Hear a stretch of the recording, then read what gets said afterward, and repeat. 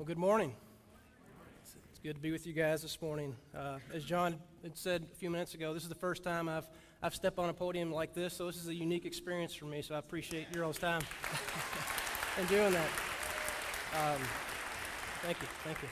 And I got to admit, it's a very humbling moment for me because, this just doesn't make sense to me. Apart from Jesus, me standing up here in front of you guys, it just doesn't make sense. And so I want to take a second before I start to just give thanks and praise to Jesus Christ for what he's done in my life and what he continues to do in my life. All glory goes to him. So to get started here, I just want to tell you guys how much I really enjoy this time of year. Like the time of year that is spring. And maybe some of you can relate to what I mean. Like there's just something about coming out of the cold and dreary winter and beginning to flirt with the mid 60-degree temperatures, like feeling the sun's rays on my back for the first time in months. Seeing people out in their yards playing with children and people begin to hibernate or coming out of hibernation. There's just something about it for me that is just very refreshing. It's like new life, and I just love it. And for me, there's one annual event that seems to mark the beginning of the spring season. But when this event takes place, I know that springtime has arrived. And the event that I'm talking about now, it can be marked with a single jingle or a theme song. And I tell you, for me and any other basketball fan, it gets you just all jacked up. You with me with that? And I bet if I hum that this morning, I'm going to hum that in just a second, it's going to happen. I wonder if you guys could pick out this event that I'm talking about. Wait for it. Okay. Dun dun dun dun dun dun dun. You guys know what I'm talking about? March Madness, right? It's March Madness. Like it's only the best 4-week period of the year. Can I get at least an amen on that? Okay, all right. And here's the deal. Like springtime, this tournament, it brings with it its own energy that it just speaks to my manhood. Like it lights a spark in me until they decide 5 years later to take the championship banner away. But you know what? We're not going to go there. It's upsetting, I know. And here's the deal. I don't know why, but this tournament, unlike any other event of the year, it can just totally distract me. For weeks at a time. So long as my team is performing well in the tournament, or the bracket that I filled out is just crushing Parky's bracket. As long as either one of those two things are taking place, I am just pulled away and lured away from life's responsibilities. And to give you a couple examples, I'll stay up late on work nights to watch my team play. Like the way I see it, if my boys are going to go into overtime, I'm going there with you. It just makes sense to me. And I'll shamefully ask my wife, I'll say, hey, hon, can you watch the kids so that I can watch the game? It seems like a fair trade for me, like a watch for a watch. I'll do this. I'll even try my best on those opening rounds to get off work. I love ordering bootleg barbecue wings and that noon tip-off on that Thursday. I just do that. And you better believe that if I can't get off of work, I'm that guy sitting at his desk that we all see, with his right hand on the mouse at the desktop, and the left hand, I've got my cell phone kind of tucked underneath the desk. And I'm watching the games, and I'm not using my data plan. I'm going to be on the company Wi-Fi. It's just hopefully, it's shameful, and I know that, and I admit that to you guys this morning. I need you to pray for me on that. But here's the deal, and maybe you can relate, but I'm not the only person that does that. In fact, statistics show that about $2 billion is lost each year as people all across America are distracted, and they don't they don't pay attention to what they should be doing, but they're watching the games. They're checking their brackets. It just pulls us away from life. And as I think about the lure of March Madness on my life, and maybe on your life, I'm reminded of the story in the Bible of Mary and Martha, where Martha, like myself during March Madness, finds herself distracted by an event. It says this in Luke 10. It says, as Jesus and his disciples were on their way, he came to a village where a woman named Martha opened her home to him. She had a sister called Mary, who sat at the Lord's feet, listening to what he said. But Martha was distracted by all the preparations that had to be made. She came to him and asked, Lord, don't you care that my sister has left me to do the work by myself? Tell her to help me. So I love this story, and the reason being is that, man, I can just visualize this entire thing going down. Like on one hand, you have Martha, who has the heart and like the idea to invite Jesus into her home. She wants to host well. And in doing so, she finds herself getting just distracted by the preparations of doing that event. And on the other side, you have her sister Mary. Like her sister Mary, she's not doing a single thing to help her sister. I mean, Mary is just like, she's like posted up at Jesus' feet, just listening to him and learning from him. She's doing absolutely nothing. Now, does anybody have a sibling like that?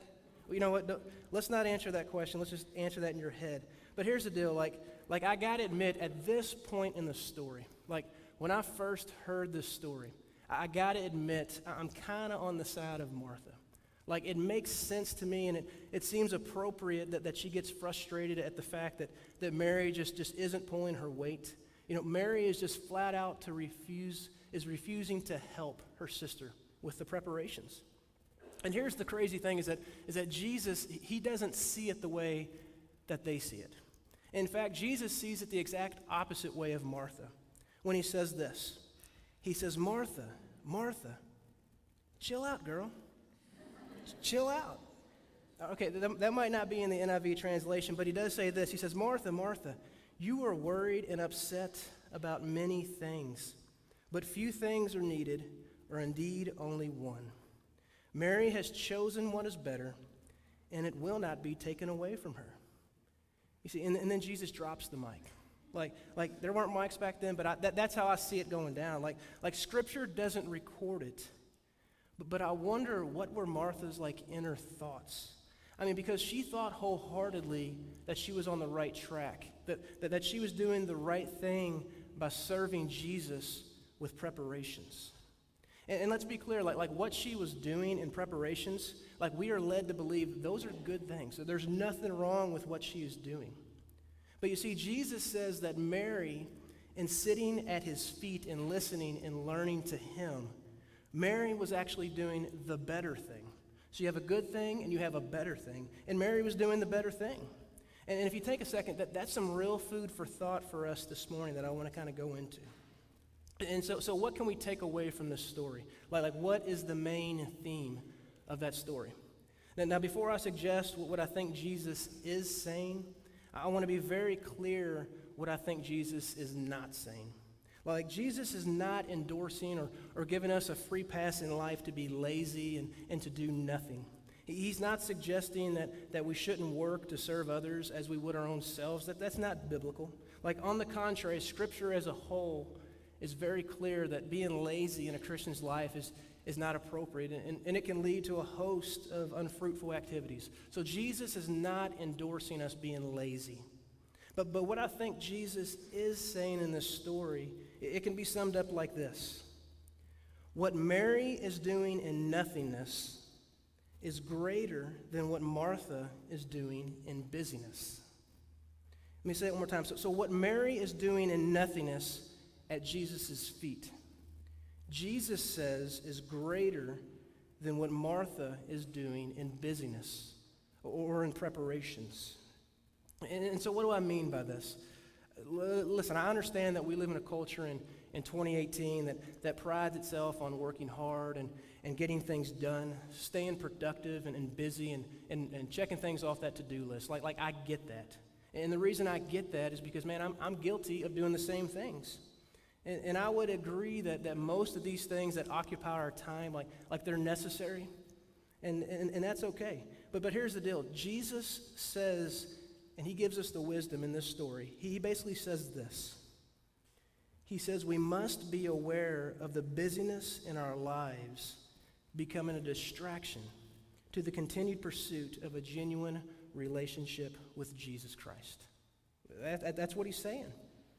And so this means that if you have to clear your entire schedule and do absolutely nothing like Mary did, if you have to do that in order to have a relationship with Jesus, then do it.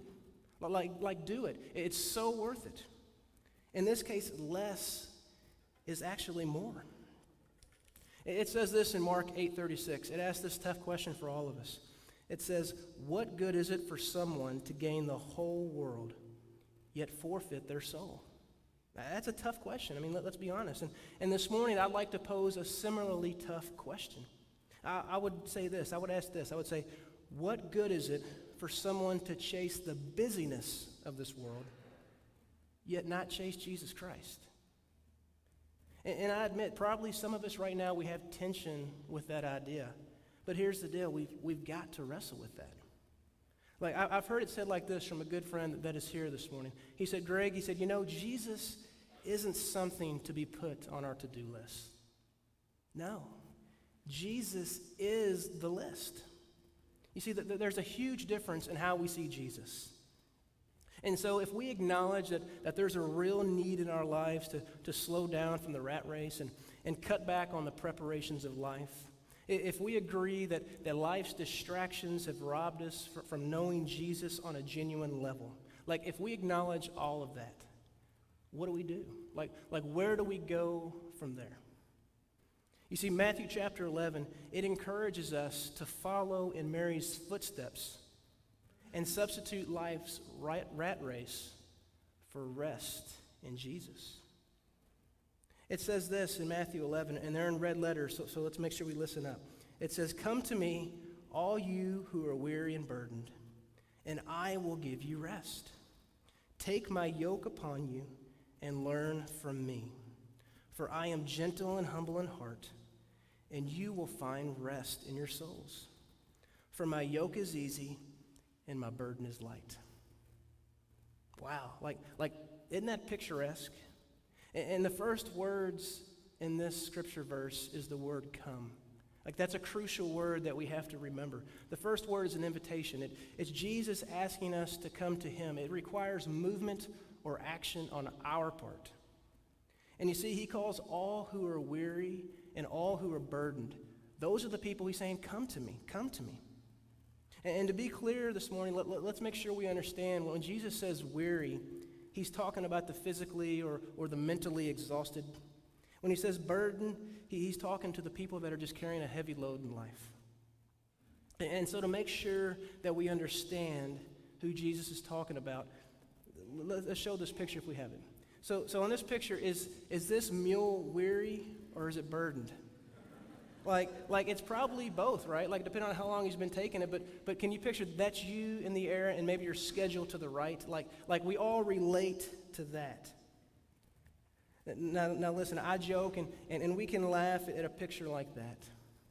But here's the deal, like in a group of people this size this morning, like I'm not naive to think that there are not some of us right now as I stand before you who are weary and burdened. Well, like the weight and demands of life, like they've taken a toll on your spirit, and it has you feeling like that mule, just all out of sorts and hopeless and helpless. I mean, you're just exhausted. And let's be honest, it's not a laughing matter. And some of us here today, we have like PhDs in the art of hiding this and not letting people see these burdens. Like we keep them tucked away in a dark place where no one can see them. We've convinced ourselves that, you know what, it's just a way of life. Everybody carries these kind of heavy loads. But here's the deal. I want you all to know this morning that it doesn't have to be such a heavy load. Like in Jesus, there is hope. For those of you that don't know me well, my wife and I, we have 4 children. And I'm going to be honest with you, like I absolutely adore my children. Like they're the joy of my life, and I wouldn't trade a single one of them for everything in the world. But I'm going to be honest, like in 2018, the responsibilities and the burdens of raising 4 children, like it can leave me exhausted most days. And I work at a job at UPS where I work like a mixture of nights and days and weekends and holidays. Like that, coupled with the fact that the job can be stressful at times, it can be fast-paced, and it's kind of a production environment. Like between home life and work life, like most times I can just become exhausted. And so the other morning, I had this long stretch of working nights and days, and I'm driving home, and as I pull into my driveway, I stop the car, and I'm about to get out, and I realize, man, I don't remember driving home. Like I was just numb. I was just exhausted. And maybe you all have been there before on something like that. But here's the deal. So I get out of my car and I walk into the house, and as I come through the garage and into the living room, like I'm immediately greeted with the noise of like 4 children just bouncing off the walls. You know, I think one of them was like running around half naked, and it's true. And the TV's like blaring some cartoon playing in the background, and man, it's just wild. It's just crazy. And as I look over to the left, I see my wife in the kitchen. And I can just tell, and I've been with my wife long enough that I can read her emotional state by just looking at her face. And so 20 feet away, I can just tell that my wife, man, she's tired too. Like while I was away at work all those days, she was at home with the children all those days. And so as I try to do what any good husband would do, and I'm not perfect, I go over to her and try to comfort her in some way. And as I come to her, you know, I'll never forget, I mean, she's like 5 foot, right? And those of you that know her, and as she comes to me, you know, I try to give her a hug, and I'll never forget, but she buries her head into my chest, and she says this, she says, Greg, I'm exhausted. Like, I can't do this anymore. And not knowing what to say or do at that time, I grab my arms around her, and I say, honey, I know, I'm tired too. And I don't know what we're going to do, but we'll figure something out. And so what I'm trying to tell you is that I understand the burden of just this life and how that can feel. And the grind of daily life, it can be exhausting. I get that. There's a song by Elevation Worship titled, "Oh Come to the Altar." And it's a popular song. Some of you might know it. But the opening lyrics says this. It says, "Are you hurting and broken within, overwhelmed by the weight of your sin? Jesus is calling. Have you come to the end of yourself? Do you thirst for a drink from the well? Jesus is calling." Anybody find themselves in these lyrics this morning? If not the lyrics, let me ask you this. Some of you mothers here right now, like, are you running on empty? Like, is your tank on E? Like you've been giving yourself to your kids and to your family, and if you're honest with yourself, you're just tired. I mean, you'd love to get off this merry-go-round called life and just be you for a minute. That is a heavy burden to be carrying. And how about this? How about the fathers with us today that you're trying to provide for your family at all costs? You're working crazy hours and you're busting it and you're trying to raise them in this day and age. Like you won't admit it, but if you were honest, you would say, man, I could take a break for a few days. Like I'd be okay with someone else taking the reins and the burdens of having to take this load. I'd be okay with that.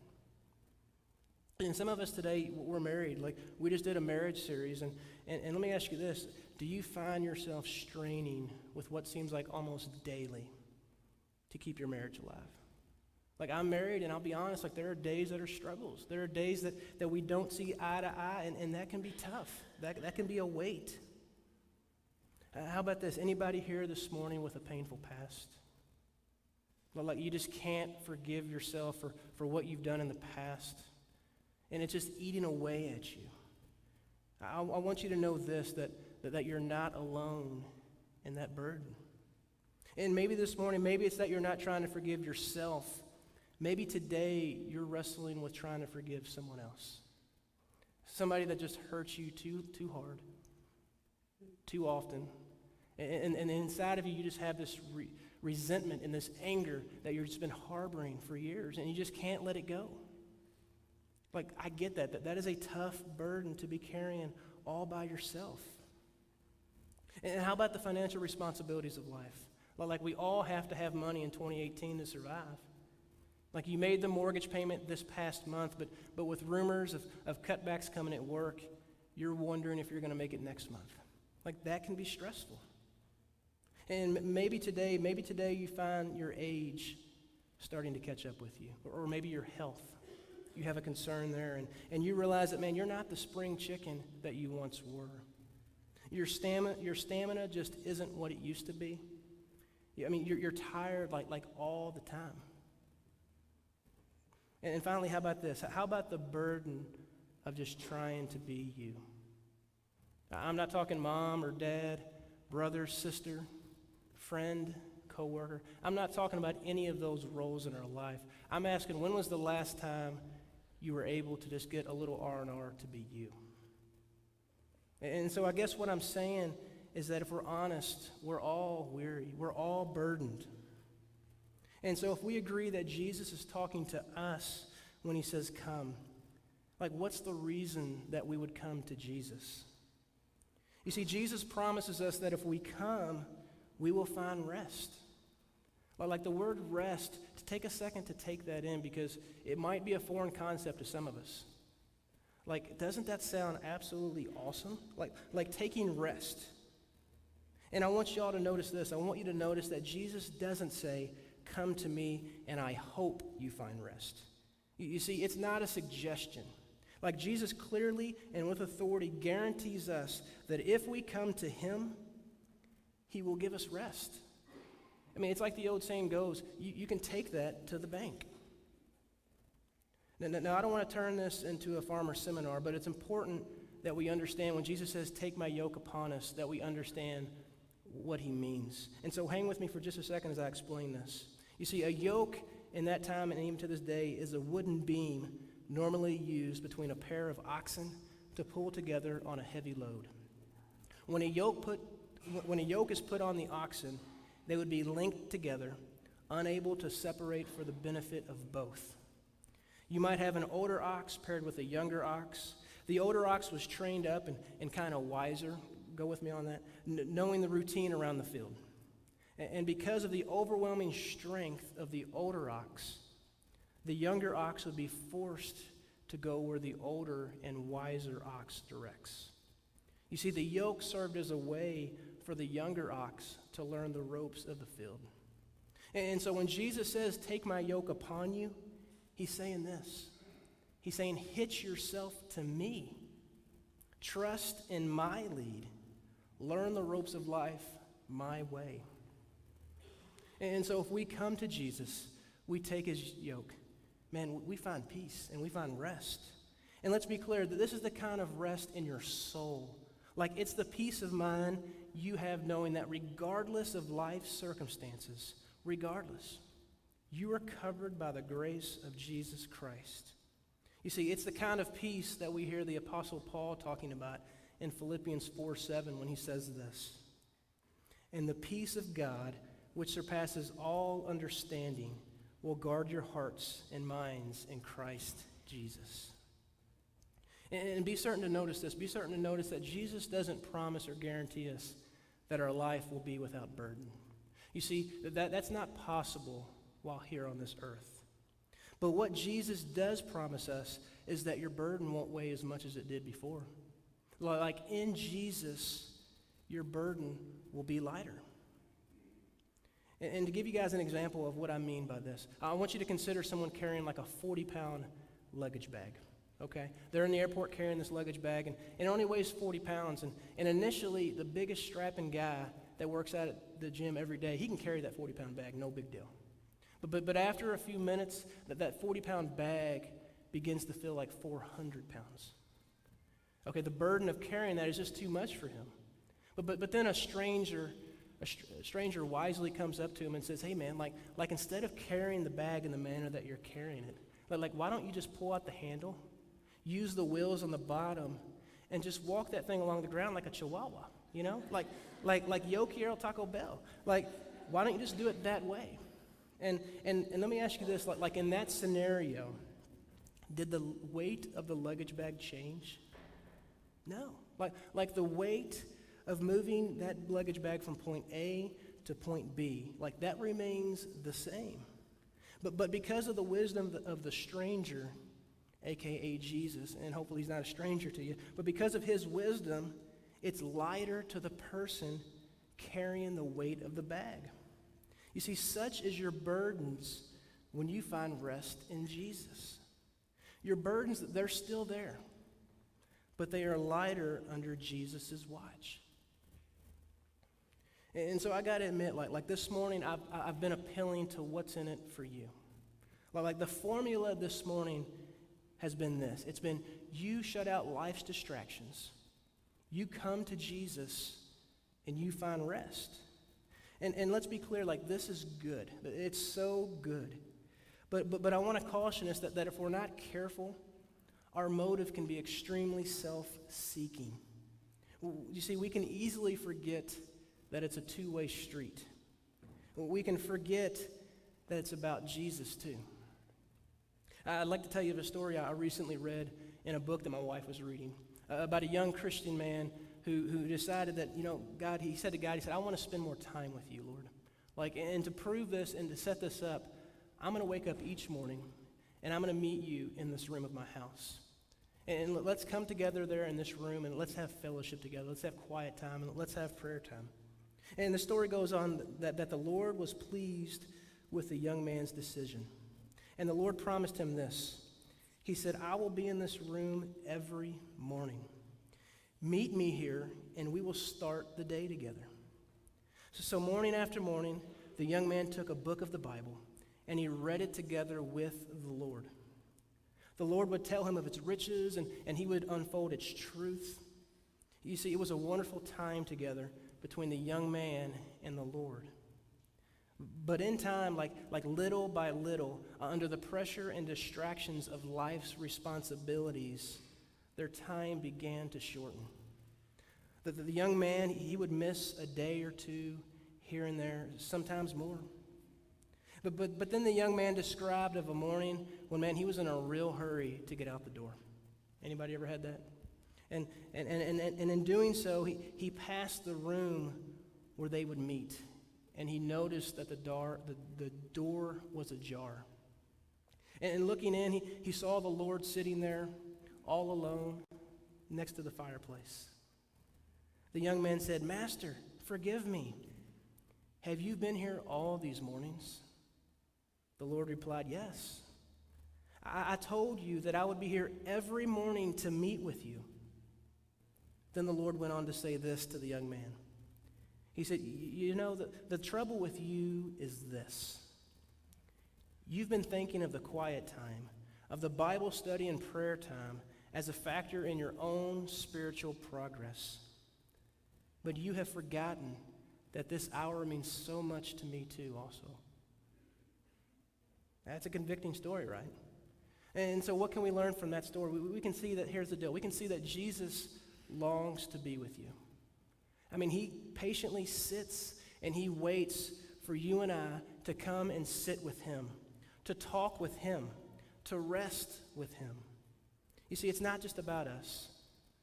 I mean, sure, most of the time, we think it is. Most of the times, we think it's about us. And we don't want to admit this, but we generally make things about us. Listen, I know, and I'm going to confess, I am guilty of making things about myself. But here's the deal. In reality, it's about the greatest being that ever was, that is, and that is to come. You see, it's about the living God. And so if you won't come to him for yourself, would you consider coming for him? Would you choose resting in Jesus over the busyness and distractions of life? And let's be clear. When Jesus says come to him and find rest, like that means something different for each one of us. And it's at its elementary level, and if we were to strip it down, like for some of us to come to Jesus and rest, like that just means you need a nap. Like I'm talking, you need to find that cozy spot in your bed, drool all over your face, nap. Like that's okay. Like God wants you to find rest in that way. And for others, we just need to take a walk by yourself. Like you need to get out in the woods and you need to appreciate what God has created for you. Like if that's your rest language, you need to schedule that. And some of us would probably benefit from reading the Bible, not for knowledge, but for the first time in your life, just read the Bible to see what God has to speak to you. He'll do it if you read it. And maybe for you, maybe it's like that young Christian man. Maybe you just need to get up 10 minutes early in the morning. And you need to sit in quietness before anybody else or any other thing needs you. You just need to be like Mary, and you need to come at his feet and just listen and be still before him. And so I guess what I'm trying to say to you this morning is that how you come to Jesus and rest, how you do that's between you and God. But I want to remind us that we need to come. We got to come. Listen, I understand, we're so broken as a people, aren't we? Like as a culture, it seems like we are hopelessly trying to stay afloat. Like some of us today, I know some of us today, you're finding yourselves at the end of your ropes. Like you don't know where to turn. You tried to slow down, but you just can't. And like me when my wife, man, you just don't know what to do. You don't know how you're going to get around this within yourself. Listen, if this is you today, I want you to know that you are not alone in your struggles. Listen, Jesus, he knows that you're tired. He knows that you've been distracted by the ways of this world. He hears your cries for help. He wants to share the brunt of the load that you're trying to carry. Whatever that may be, he says, give it to me. I want to carry that load for you. You see, that's why he asks us to come to him.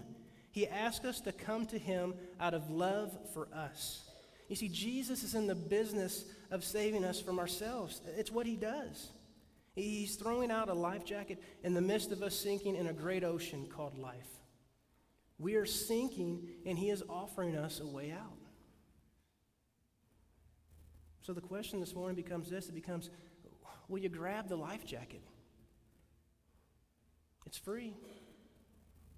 It's even within reaching distance. Will you take it? Will you come to Jesus and rest? Listen, my prayer this morning above anything else, if you hear nothing, hear this. I want you to answer the calling of Jesus, to come to him and find rest. We need it. We all need that. In closing this morning, I want to leave you guys with a phrase that my mom would say when I was younger. And I got to admit, like when she said this, it never made sense to me in my teenage years when I kind of remembered her saying that. And it wasn't until I grew older into adulthood that what she said began to resonate with me. You see, it wasn't until I had to be a father to 4 children, a husband to 1 wife, the weights and demands of my job. It wasn't until I pulled in the driveway at the end of a long work week, and I wondered if I had what it took as a man to get out of my car, walk through that door, and be the man that my wife and my family needs me to be. It wasn't until the weight of that and those burdens and the stress of carrying that on by myself that I understood what she said when I was a kid. And I got to admit, it's not her own words. It's from St. Augustine. But here's the deal. I can still picture her closing her eyes, softening her tone, and with complete peace in her voice, she would say this: our hearts are restless until they rest in you, O Lord. Guys, this morning, my prayer is that we never forget that truth.